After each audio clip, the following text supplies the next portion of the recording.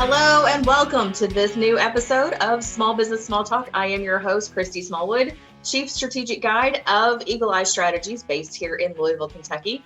And for those of you who've been joining us this season 2 of 2020, we've had some awesome guests because we talk about what we do with our businesses, tips that we've learned, things that we've been given advice. And that's kind of what Small Business Small Talk is all about, sharing with each other to educate, to empower, and to slightly entertain you along the way so that we can grow ourselves, our businesses, our teams, and get more involved in the community.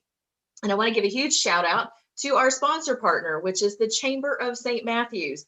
Again, if you are not involved in a local chamber, you really need to be. And honestly, if you want to join ours, please let me know. I'd love to get you connected into the Chamber of St. Matthews. We're a very vibrant, active community of business folk who love to actually put back into the community. So we're a little different that way as well. Because at this time of recording, we've got 2 other community events that are coming up that are going to be done a little different in 2020. So like Halloween and Christmas, we actually help accomplish that within the community. So again, huge shout out to the Chamber of St. Matthews. They do a lot for businesses and the normal civilian community, if you will. And I also have been pulling a lot of my guests from the Chamber this season, including my next one, who honestly, I've been excited about asking him to be a guest prior to this. He's going to blush a little because he's one of, honestly, I don't know if he realizes, he's one of my favorite people. I know I'm not supposed to have like favorites, but I tend to every so often. Stephen Michael Carr is with Mattingly Edge here in Louisville, and I'm not going to give away any of his secrets because I want him to share his own story with us. So Stephen, welcome to Small Business Small Talk today. Thank you for having me. This is the first, so I've been on several podcasts, but this is the first time that I feel like I've been on a podcast as a quote unquote professional. So I feel very special right now. So Oh, thank you. well, I do try to make it, seem like we're all professionals, but seriously, I always mention pretty much 9 times out of 10 on a podcast, we take what we do very seriously, but not ourselves. So, Absolutely. I mean, we just don't have time to make it that buttoned up all day, every day. So, and Stephen, honestly, you're one of the best people who've helped me understand the world at large a little differently. So, give our listeners, the watchers out there, a little explanation as to who you are, what you do, and how you got to where you're doing what you do today.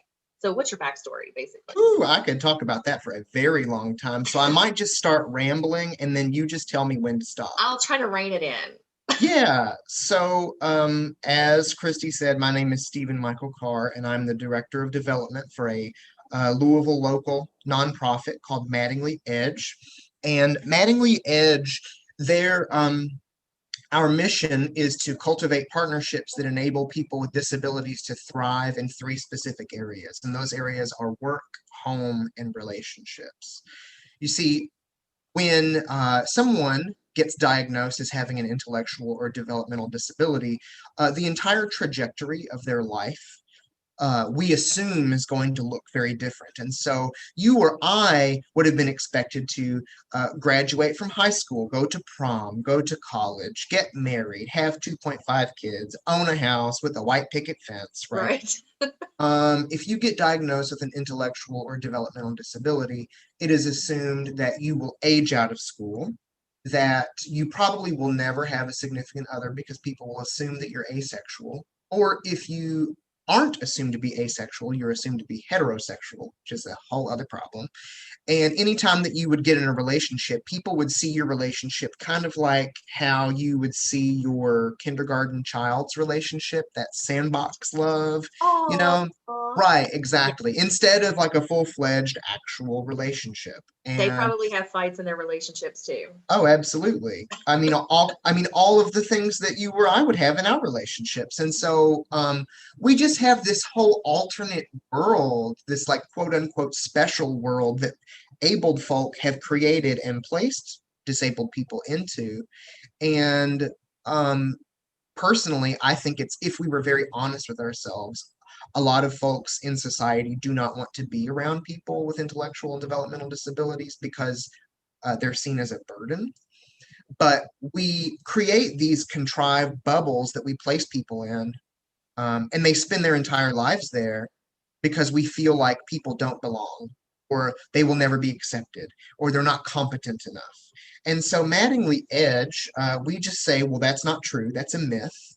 And if you give people the type of support they need, then folks can own or rent their own homes. They can go to college if that makes sense for them. They can go to trade school if that makes sense for them. They can work if that makes sense for them. They can get married. They can have kids. They can um, they people should have lives that look like everyone else's lives as much as possible. And so that makes us a little different in the way that we do some of our work. You asked me, that was it was a multifaceted question. So you also asked me like how I got here and Yeah. who How I did am, you right? get involved in this world? Yeah, so I'm in development, and I have two questions to that. I have two answers to that question. Excuse me. So, this particular field of study, disability, inclusion, integration, and belonging. Uh, Whenever I was 19 years old, I saw an advertisement on a bulletin board at a church, and it was for a direct support professional position, like a personal assistant to someone with a disability. And I got that job. I was going to Bellarmine University for psychology and English, and I thought that that would be a really good fit, right, as a job. Also, I was folding clothes at Aeropostale, and that was not the jam, so I was trying to get out of that, right? This job paid more. It was in my line of it was like in my field of study, so I went for it, right? Didn't know anyone really, didn't have a whole lot of interaction with disabled folks in the past. Ended up getting paired with this guy who, over the course of the rest of my college career, ended up helping him um, move into his own apartment, helped him go on vacations like without his family, like but with friends, helped Right. him join a church because that was something that was important to his family, helped him volunteer at Actors Theater, helped him find a crew of folks that he would like go to happy hour with once a week. And this was someone who was quadriplegic and couldn't speak. So like if I was to show you a picture of him, you would make a lot of assumptions about what he can and can't do, right? Right. And yet, uh, with the right support, he was able to do all of those things. And he was 5 years older than me. So my actual first day working with this guy was on my 20th birthday, and he was 25. And by the end of my work with him, I mean, his life looked a lot like mine did. Like we were both young, right, out on the town, hanging out, um, and so I never intended to stay in this field at all. I wanted to become a therapist. Turns out being a therapist is not telling people what to do, which is exactly what I like to do. So I figured, well, maybe that's not the right decision for me. But, when you get to be part of someone else's story and you, as well as other people, but when you have a piece of helping that person be their best self, and seeing them as their best self, and you get to be part of the catalyst that helps other people see them as their best self. um it's really like addictive. Like it's just there's just something about that, to be part of someone else's story in that way. And more opportunities kept coming to support other people, and so I took those on too. And I actually my boss at the organization that I worked for, called Realizations, ended up moving over to the Mattingly Center, which was a day program. And if you've been listening to anything that I have said so far, day programs are not really my jam. I will tell you, because it's one of those are like the type of contrived quote unquote special spaces that I'm Right. talking about. Oddly enough, Danny, the man that I was talking about, the first person that I ever supported, when we started supporting Danny all those years ago, our support allowed Danny to stop going to the Mattingly Center. And then I ended up going to work at the Mattingly Center because the board of directors approached the executive director of the organization that I had worked for, Realizations, and they said, "We see you helping people live in their own homes and do life as normal as possible, and like experience belonging, right, in the community.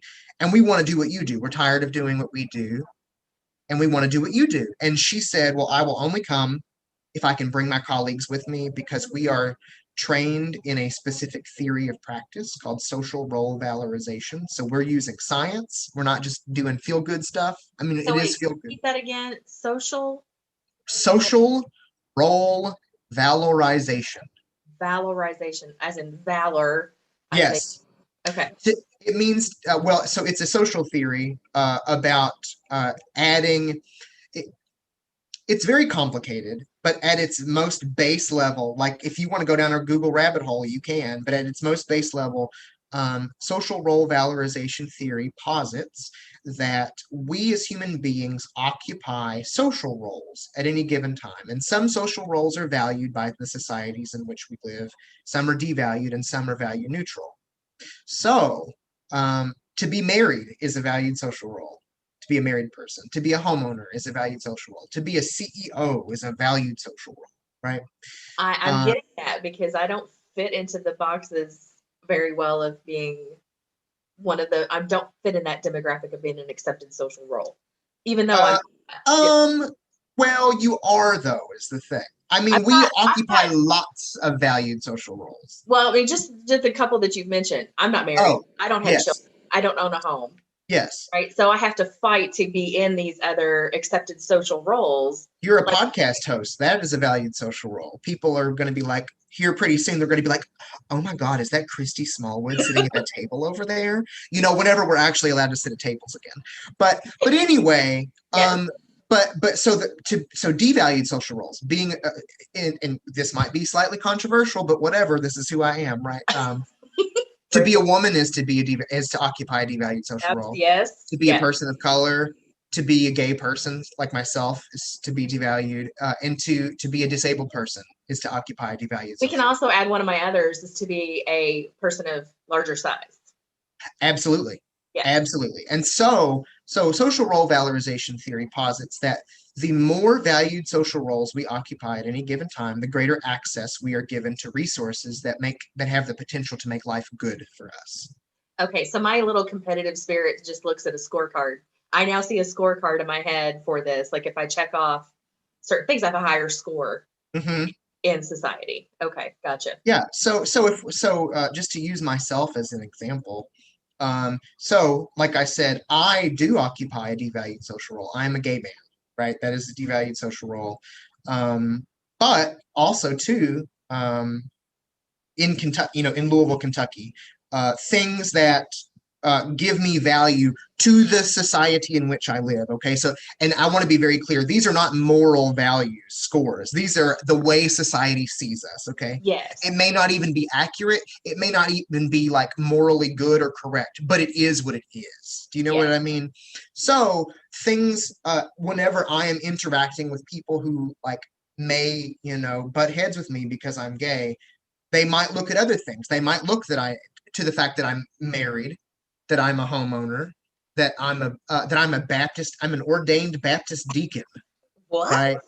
Right. And so they might do that weird microaggression where they might say, well, yeah, he's gay, but he's not one of those gays. Right. And which has all kinds of problems to unpack inside of it, obviously. But because I occupy all these other valued social roles, people show me respect. People invite me onto podcasts, right? I get to be part of panels because people think that I'm a professional who knows something. And I was able to get a job that gives me a decent paycheck. It's the nonprofit sector, so it's not fantastic, but like I'm not eating ramen anymore. Right. So, if we know this to be true, if we know that the more valued roles we occupy and are seen by the societies in which we live, the more access we have to greater resources. We also know that people with disabilities, especially people with intellectual and developmental disabilities, are almost always not known by the societies in which they live in. And if they are known, they're only known by the perceived things that are quote unquote wrong with them. Right. So you can Yeah, imagine correct. the one thing people knowing about you is the one thing that they think is bad about you. And they might, and so how much access do you think those people have to good quality things? I mean, it's pretty much zero. I mean, simply because even I'm aware that society just ignores, would prefer to ignore Absolutely. that segment instead of bring them into the fold. Yeah, and so instead, there are lots of organizations that support people with intellectual and developmental disabilities. There are 65 just in Jefferson County. Oh, wow. Oh, yes. But the thing that makes us different is we don't see ourselves as caregivers. We see ourselves as partnering with the people we support and their families on a one-on-one individual basis to help them build valued social roles. So So, you guys differ because the only until you came along, right? uh-huh. Until I met you and understood more about Mattingly Edge, I only knew about how independent a You you can have say disabled person. Yeah. disabled person, um, their independence was based on a group home, Uh-huh. and this is not what that is. No. Not at all. So the thing about group homes is it's owned by an organization, right? Any equity that's built on the home is goes to the organization, not the people living in the Mhm. house.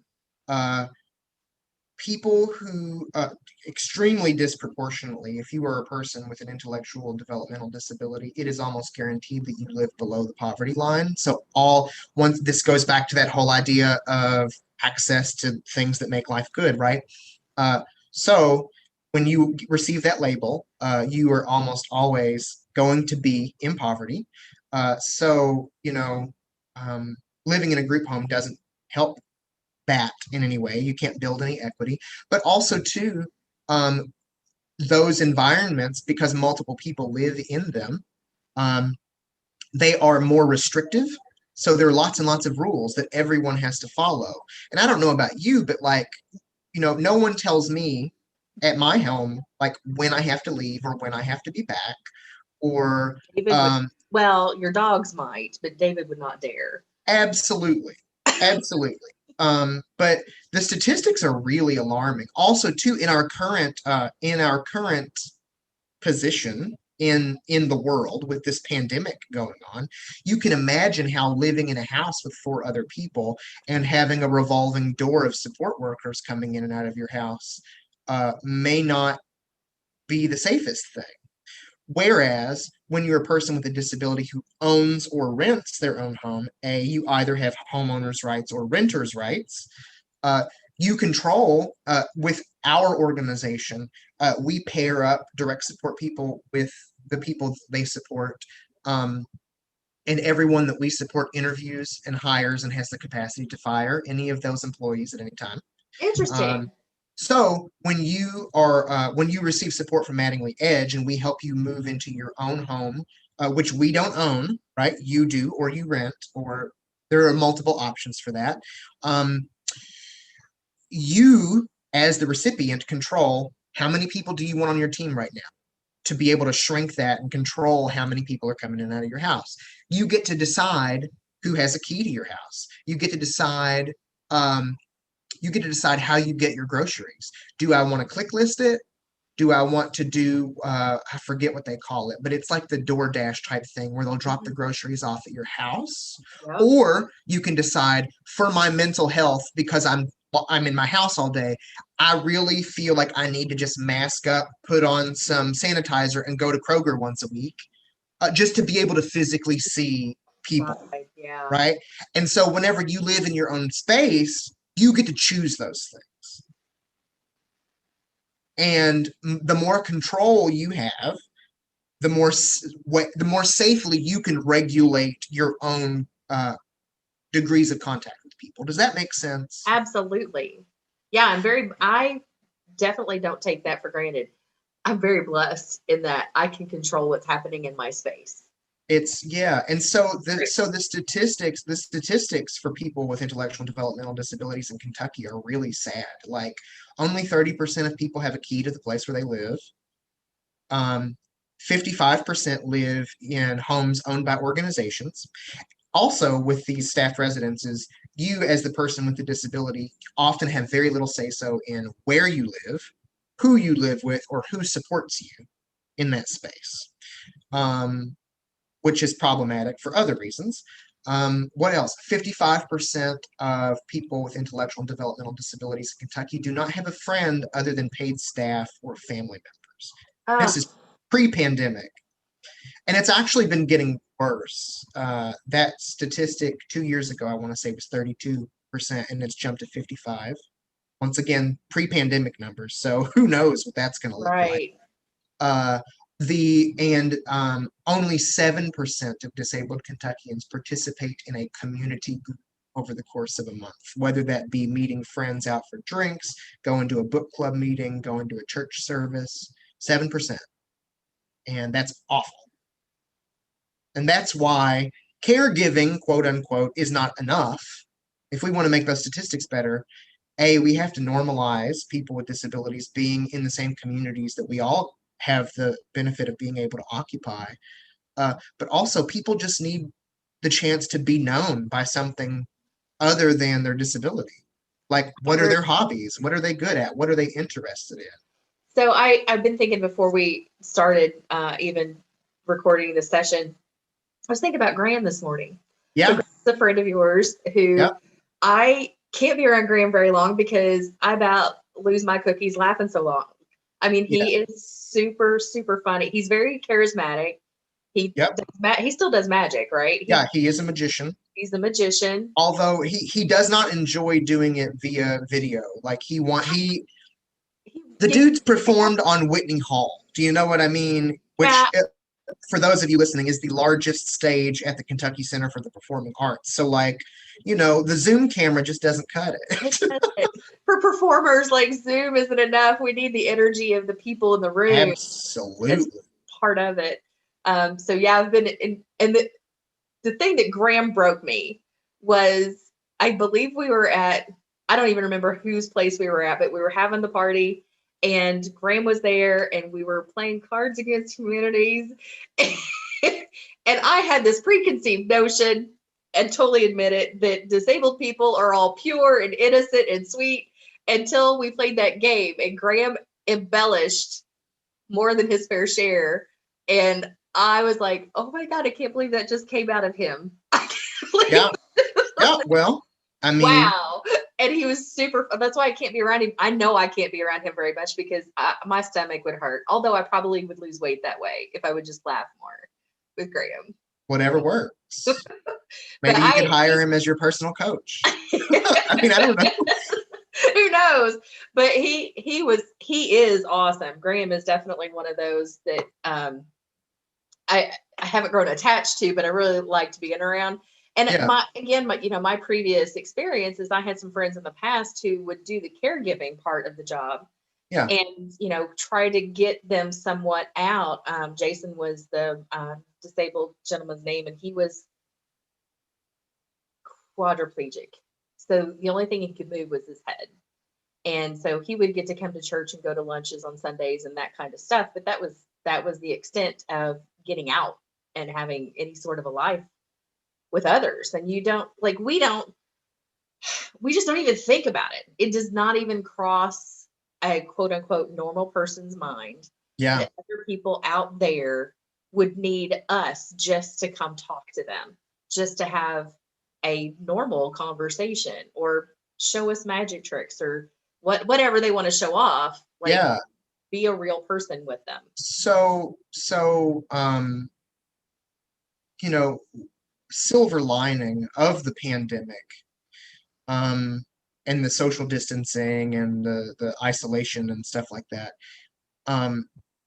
is that I feel like, especially in America, we all have a taste of what isolation and loneliness feels like as a result of this pandemic. Mm-hmm.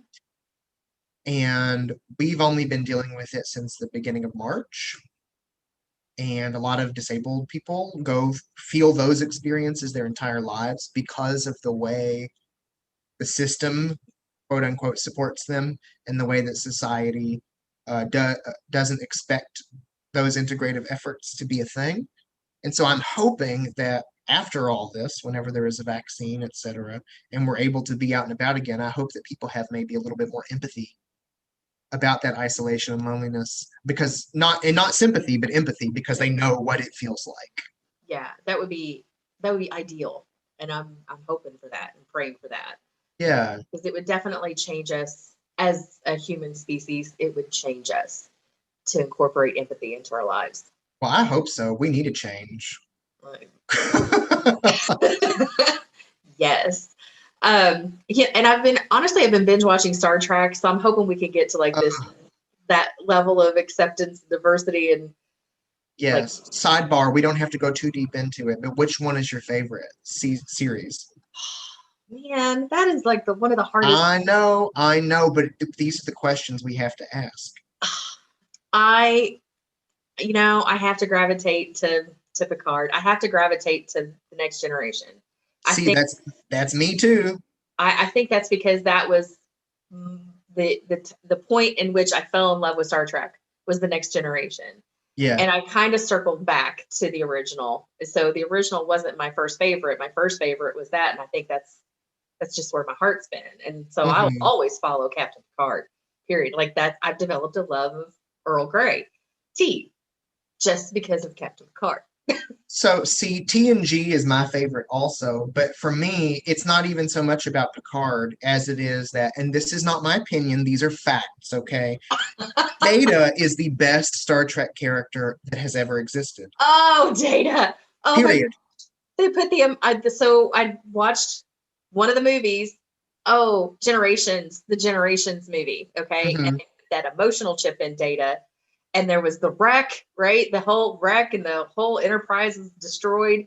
And he found Spot, the cat. And I lost it. I was broke for an hour. I was like, Yeah, I can't believe it. yeah. Data is the best, and that's why TNG is the best because TNG has data. Yeah, So, I agree. yeah, Okay, so back to our, because I'm sure everybody's like, where did this just go? right, girl. So, We made it to Jupiter and back. okay, so what do you love most about what you do? Um, well, once again, so it's so funny. I said I had two answers to that last question, and I only did the first answer, and it took that long. Real quick, the second answer to how did I get into what I do from the earlier question is that the director of development position became available. They said that they thought I would be good at it. They asked me to do Give for Good Louisville and try to raise $10,000 in 24 hours. And I raised $11,000. And they said, "Hey, we think you might be good for this job." And I said, "Okay." And I applied for it, and then I got it. And so I guess the thing to take away from that is that obviously my passion is around disability inclusion, integration, and belonging, and not necessarily development. But I enjoy development, like because, right? Yes. So brings us to the second question, which is hit me with it one more time. What do you love most about what you do? Well, I feel like I hinted on it earlier. That when there is some sort of magic in like recognizing amazing things about a person and helping that person hone that and then helping other people see it. There's just something about that uh, when, um, just to use Graham as an example, when um, Graham has planned like an outdoor movie watching party and fire pit, and I had no part in it, but I know that I had a part in him getting and developing the capacity to be able to plan that whole thing by himself and to have people to invite over to his house that aren't like quote unquote special needs people, but they're just like his neighbors and the people that Right. live down the street or the people that in the before times he would get drinks with at Four Pegs after work, you know? Yeah. Like, and so like to me, there is just something as a gay person who grew up very, very closeted in Shepherdsville, Kentucky, before it was the suburb that it is now. It was the sticks whenever I was a kid. Uh, I know what exile feels like, and I know what not belonging feels like. And I don't, if I can help it, I don't want anyone to feel like that. And so community is also something that's very important to me. Um,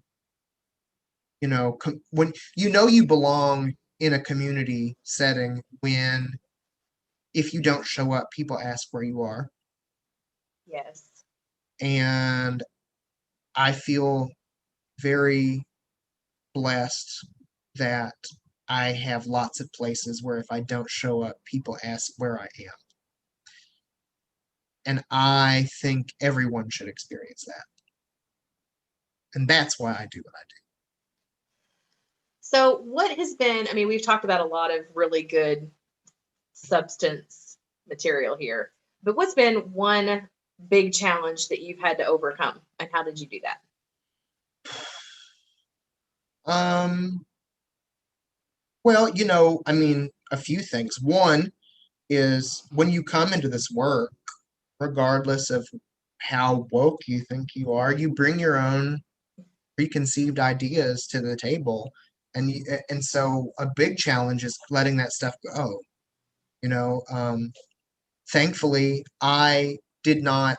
A lot of folks come to this type of work, having worked in group homes and day programs, and I started my career uh, fully in like inclusion and integration, and so um, that wasn't difficult. But so for instance, the second person that I ever supported, his name was Brian, and Brian was a gay man, cerebral palsy, who lived in his own apartment, helped him live in his own apartment in the Phoenix Hill neighborhood, and on Friday nights, he specifically hired me because I was gay and I had just turned 21, and he wanted someone to accompany him out to the bars on Friday nights.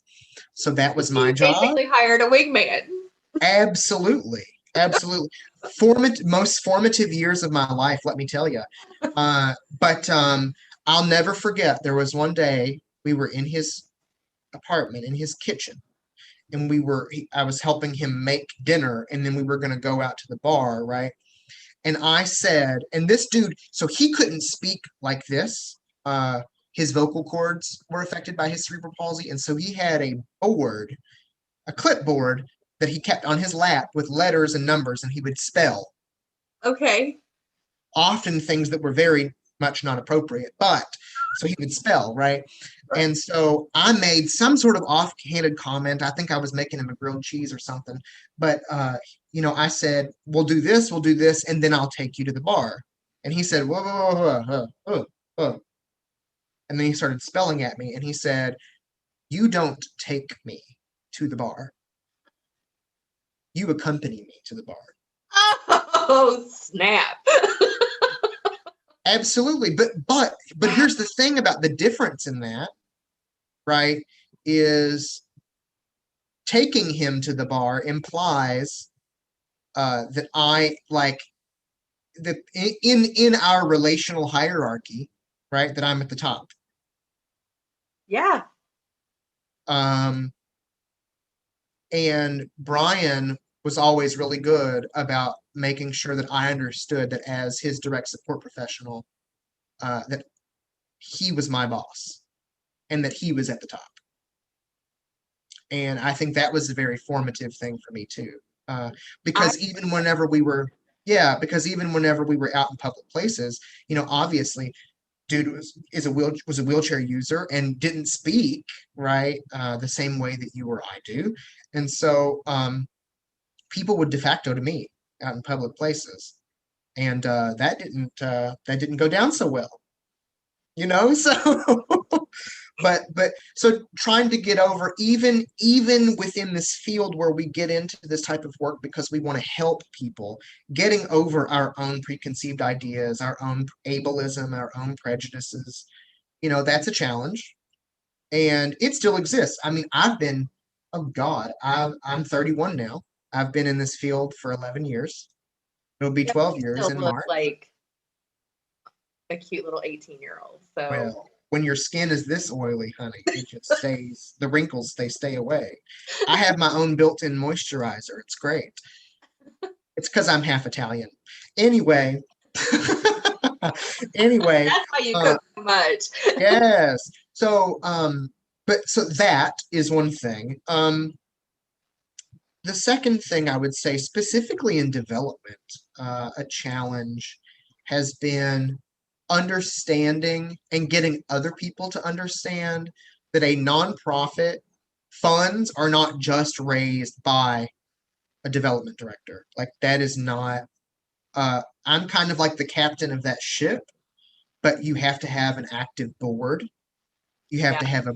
to have a board that is, being good ambassadors of your organization. You have to have a board that works and does more than just show up once every other month for the meeting, hit a gavel, say, yes, I agree to this thing, and call it a day.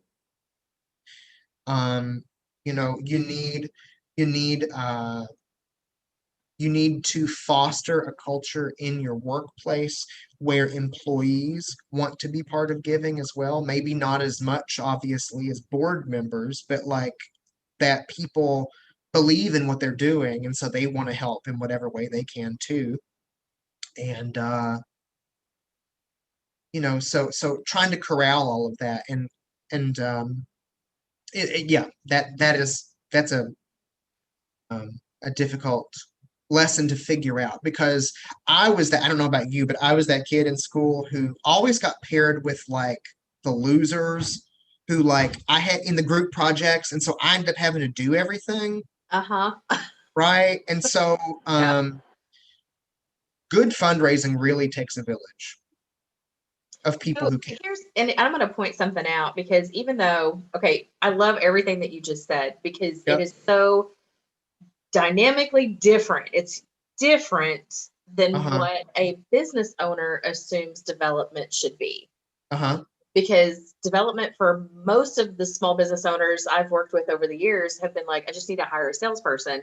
And that's what they consider development. And so then Uh-huh. that salesperson takes on all of the burden of growing the sales of the business.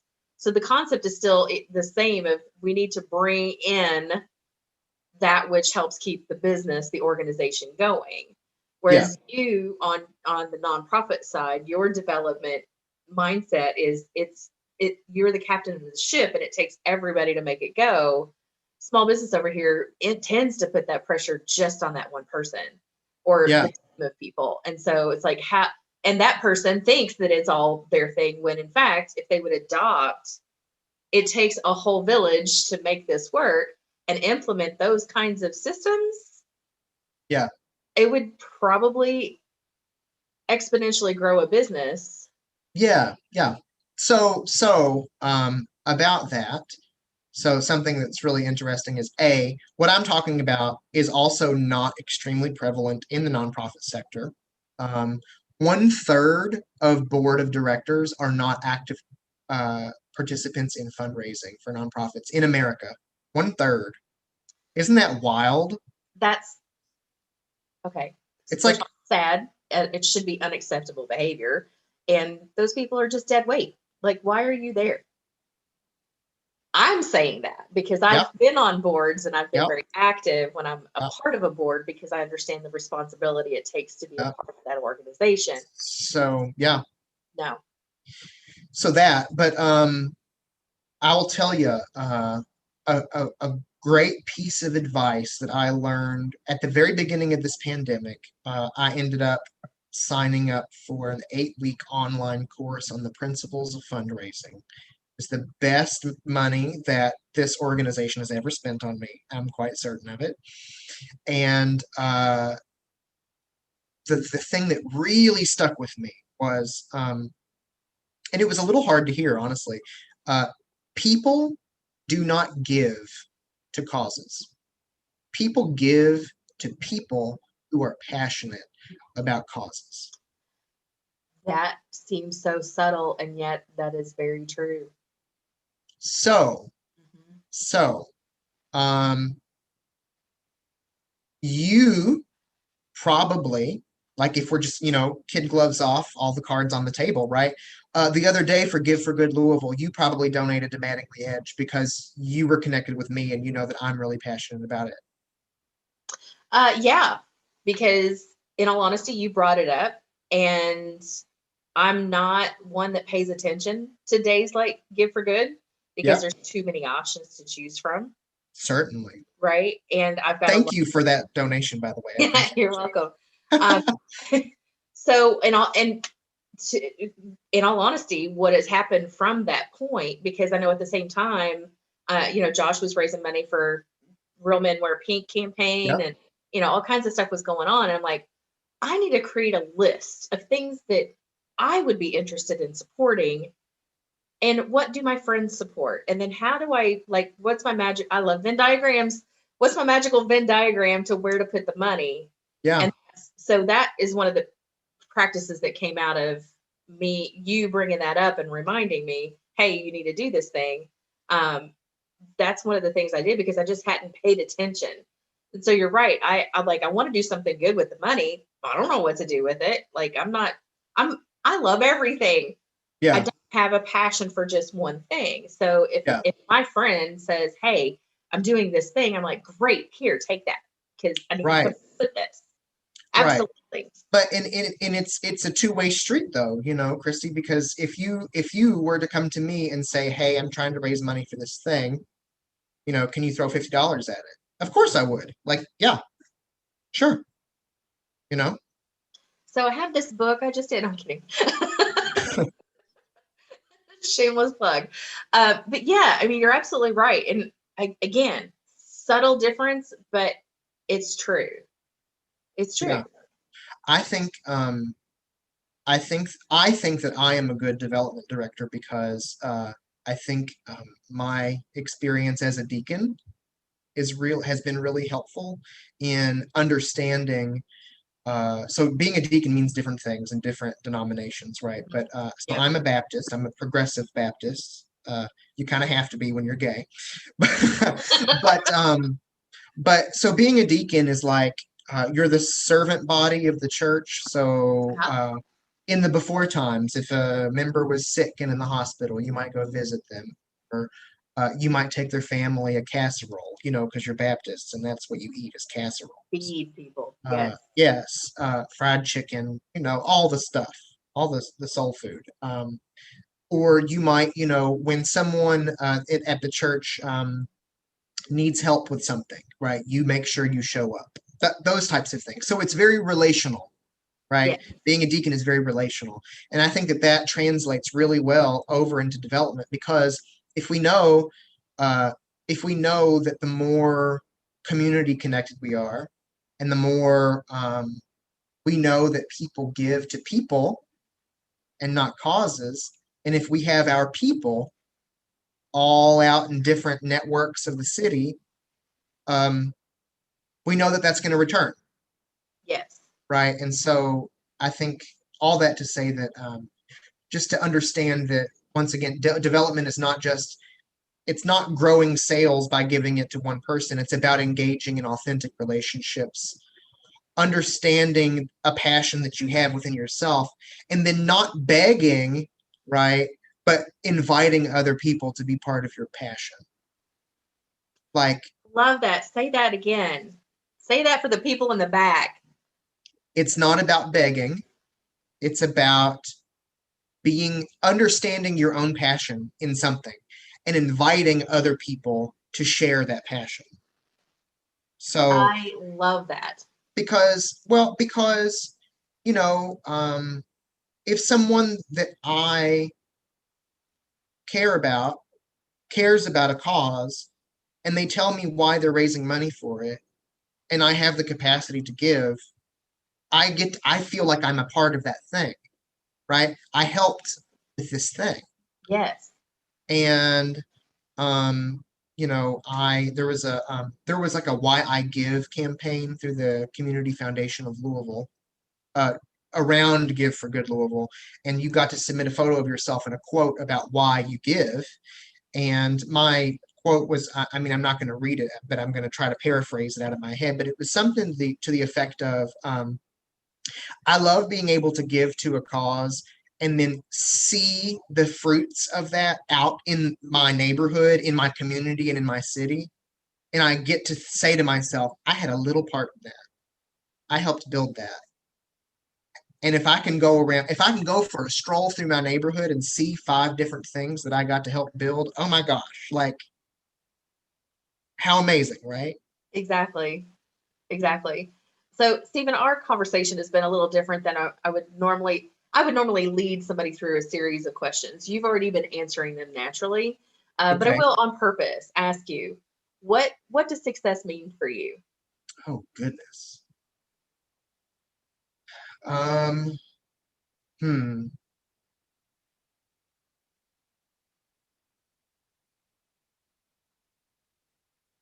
Well, I didn't realize this was such a hard I question know, right? Well, there's a lot of ways you could take that question, you know. Okay, so for here's you. my For yeah. So you, yes. well, I'm trying to think of so uh like everything, because I'm a storyteller, I'm going to have an anecdote about this, right? And I'm going to tell it to you in story. Um, so fun fact, by the way, about that, shameless plug, YouTube my name, Stephen Michael Carr, and you will see some of the stories that I've told on stage in the before times, and they're usually really funny. Some of them are not safe for work, but they're funny. Anyway, We'll um, links to that. yeah. So toward the beginning of the pandemic, um, as things were shutting down, uh, all of our events for 2020 were canceled, right? And the assumption about how I should spend my time from various people would have been planning, orchestrating events, pulling people in, right? That type of stuff, writing grants. And that chunk of my job just disappeared because I'm sorry if this offends someone, but we do not need another virtual 5K. Okay, we don't need another one. There's so many floating around on the internet. If you're thinking to yourself, I work for a nonprofit and I want to have a virtual 5K. Nope, don't do it. And so really what was left was talking to people. That's what was left, talking to people. And like I said, I'm really passionate about, not about development per se, but about this type of work that raising funds is enabling, something that I care deeply. It's a big part of my identity, right? And because of that, I talk about it a lot. Also, I'm just going to say, like, the type of work we do is very interesting. It's not boring. You know what I mean? Like, Right. it's, and so I feel like I've been sprinkling these seeds for quite a few years now, just about how much I care about integration and belonging. And so, in the summer, I had a friend come over to my garden at my house, and we had Manhattans, socially distanced, of course. And we're having a Manhattan, and and he's asking me about, so how are things going with Mattingly? And I said, well, we are taking this very seriously, and um, but like every other nonprofit right now, we're kind of struggling financially. And this is someone that I have never asked for money, that I just had a relationship with, right? And who knew through my relationship with him that I cared about this. He knows Graham, right? He's met Graham because Graham and I are like peas in a pod, and we like to Right. party together. Um, and he said, "I'm ready to write you a check," and he wrote me a check for $10,000. So Okay. uh, and here's the thing: is the check itself was not the success. Success was that I had built that relationship enough and I had cultivated enough to where that person wanted to write that check for $10,000. You didn't even have to ask for that. Yeah, nope. Now, I will say, you do need to ask. Yes. Yes. That is a big problem in development. People think that that type of story is the rule, it's the exception to the rule, in the fact that I didn't ask. Everything else about it is like 100% every time. Cultivate relationships, build on them, make sure they're authentic and not contrived. But then you have to ask. Yes. In all honesty, that's a big problem for, business in general. Like, that's part of sales. Like, you have to ask for the business. And so here's the thing, psychology. Like, we like to be asked, Yes. which feels counterintuitive, but we like to be asked because we actually also like to be asked specific amounts of money, like not an open like whatever. We like to be asked for specific types of amounts of money because so if you ask me for $100, right, for a cause, and I get and what you are saying to me, whether you are aware of it or not, is that you know that I can afford to give you $100. I then think to myself, yeah, I can afford to give her $100. I'm successful. I'm good financially because I know that I'm not going to break my bank by giving away this $100. Look at me go. And then the next thing you know, I'm feeling myself real hard as I hand you that $100.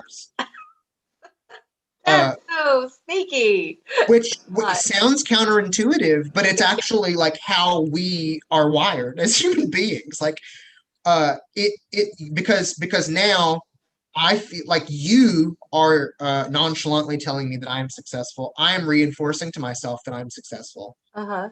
and we both get what we want. Like, Validation is everything to me. and I don't, and I say that, and you said it's sneaky, and I mean, kind of, yes, but also too, like, I don't want people to think that that's inauthentic in any way. Right. No, it's not. It's just understanding how the flow of the conversation to a desired result is going to be. And that desired result in the very beginning is just to create a connection. Mm-hmm. By the time you've nurtured this relationship, that developing the ask comes at a very trusting state of the communication between the two people. And Yeah. because you're not going to, if you don't have the relationship built, asking somebody for $10,000 is going to get you nowhere. Right. But if you've developed those, not just connections, but cultivating the relationship of the initial connection, develops into larger return, whether that be money or more collaborations or more referrals or Yep. whatever the case may be. So this whole developing the relationship thing is crucial to whether you're a nonprofit or a business. Right. Well, so I think this is a really good example of why chambers of commerce are so important. Yes. Right? Because that's literally what it is. It's about cultivating relationships. Yes. As soon as I figured out when I was trying to sell our old house, as soon as I figured out there was a plumbing issue, I called Tina Durbin. Because of course I called Tina Durbin. Of course you Right? did. Like, of course I did. So, and that's how it goes. Yeah, because that's what we do. We're connecting and collaborating.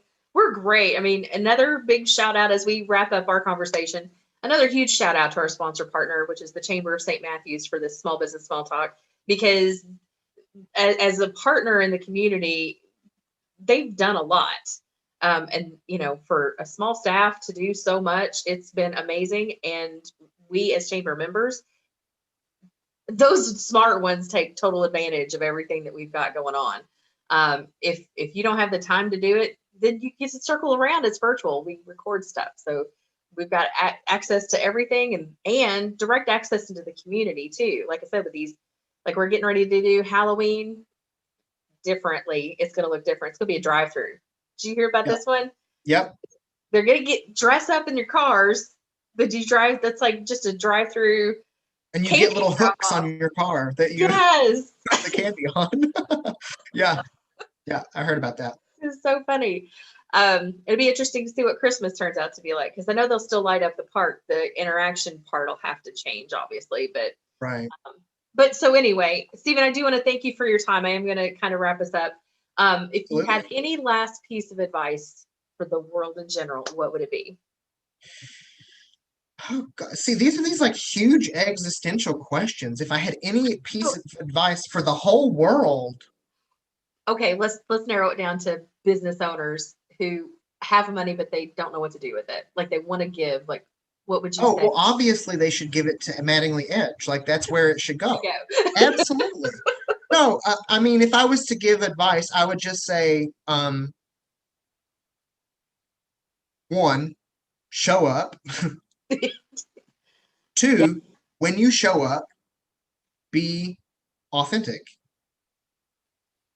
Um, Three, care about other people. And I think that if you do those three things in your business setting, it'll come through. And I think people are drawn to people who exude those things. Show up, be authentic, care about other people. I agree. Also, write a check to Mattingly Edge.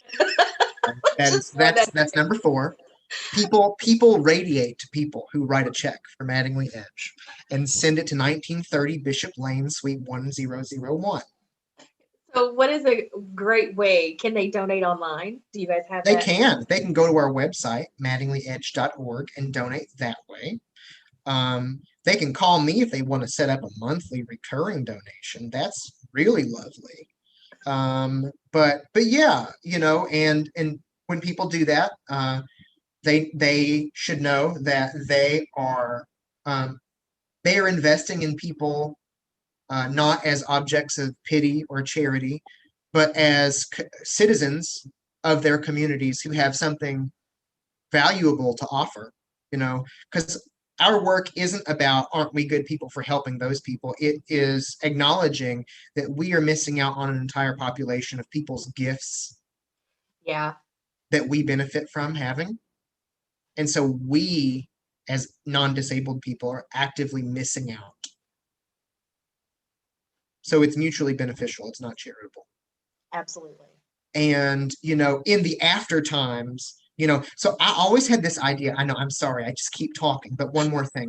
In the after times, I always had this idea of how cool would it be to do as like a small fundraiser, an intimate fundraiser, a progressive dinner. Have you ever done one of those? Nope. I'm going to say no. So a progressive dinner is like, typically it would be with a group of friends. Like, let's say y'all live in the same neighborhood, right? There's four of you, four sets of people, maybe four couples, it might be four people. So you start with a cocktail at one person's house, then you go to the next person's house and have an appetizer, then you go to have the main course at the third person's, and then at the fourth person's you have dessert, right? So it's like you're kind of traveling around the city, a Uh-huh. progressive dinner. So I thought, how cool would it be for the folks that we support to show their appreciation to the people who help fund them being able to live in their own homes, to open up their homes and host a progressive dinner, and then the people that are donors that get to be part of this progressive dinner would get to actually see people's homes and like what their money went to. That I love that idea. Like, would you would do that, right? I would totally do that. At least somebody's going to Obviously, this drive is going to me. be post pandemic, Yes. In but the yeah, after days. it's so funny. I ended up actually in my just out and about talking with people. I talked to this like investor guy. I don't even remember what company he worked for, but I remember me telling him that idea and him saying, "Oh, well, the kind of people that you need to donate are not going to want anything to do with that. They want you to make something that they can come to and see other rich people at. And those are not the kind of people that y'all want to associate with." That's all I have to say about Yeah. that. If you're watching this podcast on YouTube or the Facebook page, you can see my face. It's not a very accepting of that person's face. Like I have a very judgy face at the moment. So no, I would be like, as much as I would love to have your money, I don't want yours. Like I need the Right. money, but I don't need yours. I would, but that's Yeah, no, again, that type of now listen, that mentality, it works, right? It works yeah, for yeah. fundraising, and I will tell you, it might even be essential, like when you get to like giant organizations, right? We're a little bitty organization, and our whole MO is about community connections, right? Well, but let's face it, it should not.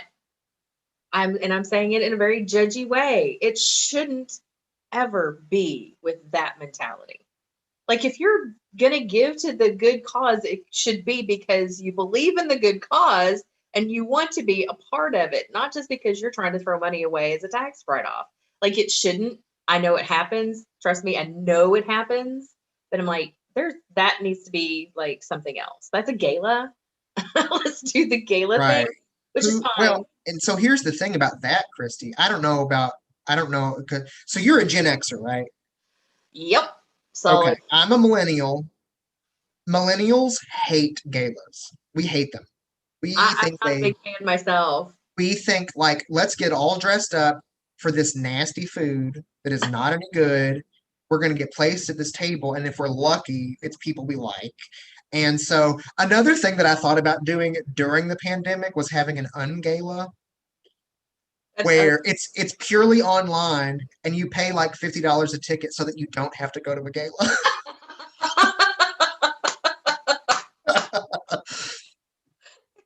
Yes. Like it's just purely a social media campaign where Yeah. we try to raise like $5,000 by selling tickets to an ungala where you just stay home. Here. Just so you know, that's already copyrighted. If you do that, I'm coming for you. Not you, but whoever's listening or watching. Right. Got it. I own that. Okay, Stephen, we do have to wrap it up because I try Yep. to get these things, I know. I'm sorry. For time, not a problem, because it's been very enjoyable, as I knew it would be. Like I could do 5 sessions with you, we still wouldn't cover everything I would want to with Stephen Michael Carr, who has been my guest today on Small Business Small Talk. So thank you so much for your time today, Stephen Michael Carr. Thanks for having me. It was fun. And for all of you who are listening and watching, make sure you subscribe to the channels that you prefer to watch or listen to. And you can always ask Alexa to play the latest episode of Small Business Small Talk with your host, Christy Smallwood. Make sure you pick the right one, because I know there are actually other ones out there that are titled the same podcast. How You don't dare want they? them. You want this one. You want this one because I have great guests. I have interesting, fun guests so that we all get to grow our business. We get inspired to empower ourselves to go out and do more in our own business for ourselves, our family, and our community, and go like engage in a little empathy today. If you did anything, engage in a little empathy today. Amen. All right. Because you never know what you're going to get out of it. Absolutely. Why do you think I've been doing these podcast interviews? Y'all help me in my mental capacity for the day. So I'm super appreciative of you, Stephen Michael Carr, for all kinds of reasons. Thank you again for being our guest on this episode of Small Business Small Talk. Catch everybody again on the next episode of this season of 2020.